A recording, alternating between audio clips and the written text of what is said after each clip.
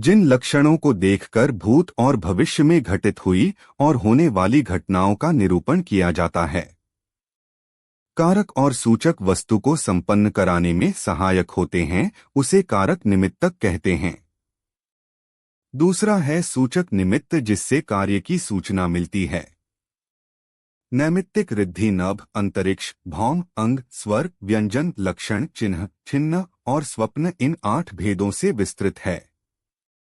इन 8 महानिमित्त रिद्धि में कुशलता होना अष्टांग महानिमित्त ज्ञाता कहलाता है।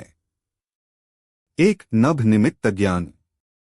सूर्य, चंद्र, ग्रह और नक्षत्रों के उदय, अस्त, उल्कापात आदि को देखकर त्रिकाल संबंधी शुभ अशुभ के जानने को नभ या अंतरिक्ष निमित्त कहते हैं। शुक्र, बुध, मंगल, गुरु और शनि इन 5 ग्रहों के उदयस्त के समय इसकी आकृति आदि के द्वारा तथा ग्रहों की विभिन्न जातियों के अनुसार शुभाशुभ फल का निरूपण करना नभ अंतरिक्ष निमित्त का कार्य है। 2. भौम निमित्त ज्ञान। पृथ्वी के रूखापन, चिकनापन आदि गुणों को विचार कर शुभाशुभ का ज्ञान करना भौम निमित्त कहलाता है। इस ज्ञान से देवालय निर्माण, जलाशय स्थल, गृह निर्माण आदि योग्य भूमि की जानकारी मिलती है। भूमि के रूप, रस, गंध और स्पर्श द्वारा इसकी शुभाशुभ की सूचना मिलती है। तांबा, लोहा, सुवर्ण और चांदी आदि धातुओं की हानि वृद्धि को तथा दिशा विदिशाओं के अंतराल में स्थित चतुरंग बल, चतुरंगिणी सेना को देखकर जो शुभाशुभ जय पराजय को जाना जाता है। 3. अंग निमित्त ज्ञान। मनुष्य और तिर्यंचों के हाथ, पांव, ललाट, मस्तक और वक्षस्थल आदि शरीर के अंगों को देखकर तीनों कालों में उत्पन्न होने वाले सुख दुख या मरणादि को जानना, यह अंग निमित्त ज्ञान है। 4. स्वर निमित्त ज्ञान। मनुष्य, तिर्यंचों या अचेतन वस्तु के विचित्र शब्दों को सुनकर त्रिकाल संबंधी में होने वाले शुभाशुभ दुख सुख को जानना स्वर निमित्त ज्ञान है। इस निमित्त में काक, उल्लू, बिल्ली, कुत्ता आदि के शब्दों को कठोर फल देने वाला माना गया है। हाथी, मोर, बिल्ली, गाय, भैंस, श्रृगाल आदि के स्वर का भी फल भिन्न भिन्न प्रकार का होता है।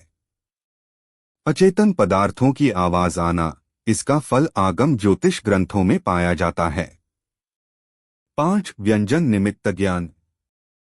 शरीर के किसी अंग में तिल, मस्सा, लहसुन आदि व्यंजन देखकर तीनों काल के सुखादिक को जानना, शुभाशुभ फल जानने को व्यंजन निमित्त ज्ञान कहते हैं।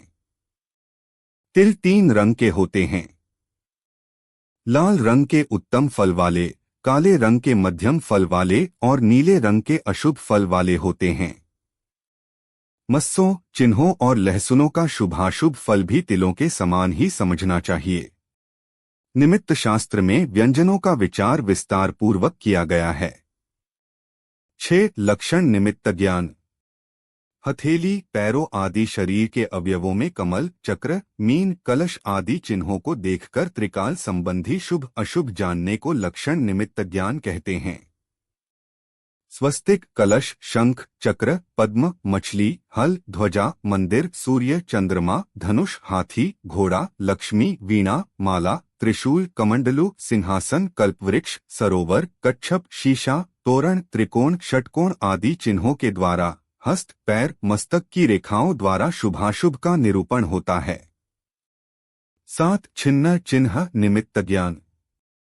देव, दानव, राक्षस, मनुष्य और तिर्यंचों के द्वारा छेदे गए कपड़ा, आसन, शस्त्र आदि को छिदा हुआ देखकर त्रिकाल भावी शुभ अशुभ मरण विविध प्रकार के द्रव्य और सुख दुख को जानना, यह चिन्ह या छिन्न निमित्त ज्ञान है।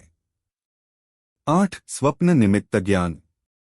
शुभाशुभ स्वप्नों के अनुसार 3 काल में होने वाले शुभाशुभ को बतलाना स्वप्न निमित्त ज्ञान है। दृष्ट, श्रुत, अनुभूत, प्रार्थित, कल्पित, भाविक और दोषज इन 7 प्रकार के स्वप्नों में से भाविक स्वप्न का फल यथार्थ निकलता है। वात पित्तादि दोषों से रहित व्यक्ति सोते हुए रात्रि के पश्चिम भाग में अपने मुखकमल में प्रविष्ट चंद्र सूर्यादि रूप शुभ स्वप्न को और घृत व तेल की मालिश आदि, गर्दभ व ऊंट आदि पर चढ़ना तथा परदेश गमन आदि रूप जो अशुभ स्वप्न को देखता है। इसके चिन्ह और माला रूप 2 भेद हैं। इनमें से स्वप्न में हाथी, सिंहादिक के दर्शन मात्र आदि को चिन्ह स्वप्न और पूर्वापर संबंध रखने वाले स्वप्न को माला स्वप्न कहते हैं। तिलोपणत्ति 4/1002 से 1016।